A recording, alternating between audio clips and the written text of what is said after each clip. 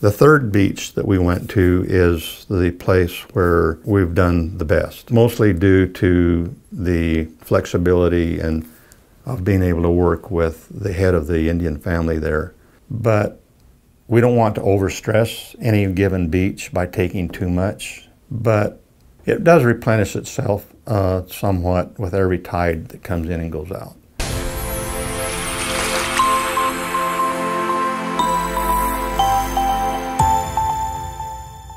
The hurricanes that come up, they bring up the pebble from out of the ocean, and then the tide wash it up on the beach and stack it up anywhere from 3 meters to 15 meters high. Just depends on how violent the storm is.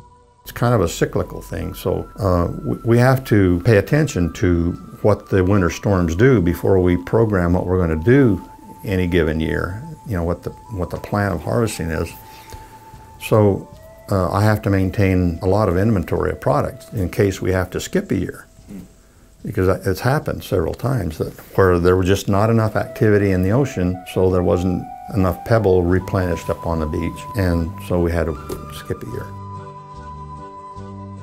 I had to go through the process of getting permits from the Department of Navy, of all things, because they have jurisdiction from high tide to 60 meters inland, and they govern whatever happens on that, that coastline. It took a while convincing them that we would do remediation on any roads, that we would take care of the environment, that we would only harvest so many tons a year, and that when we left, we would notify them each year, because when the rainy season starts, we can't work there anymore. Have to wait till the next year. And so we would call somebody from the Department of Navy, and they would come out and inspect where we'd been working and critique it or say we're good or whatever. And they're very formal about it. It's not like some countries in Latin America where you just slip them some money under the table and all the problems go away, and we didn't want to do that anyway.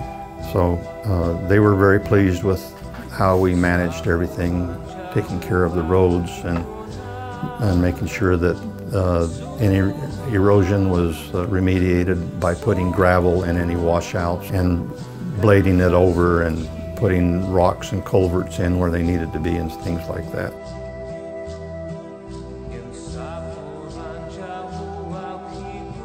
The products that come in from overseas go through the port there. The shipments coming into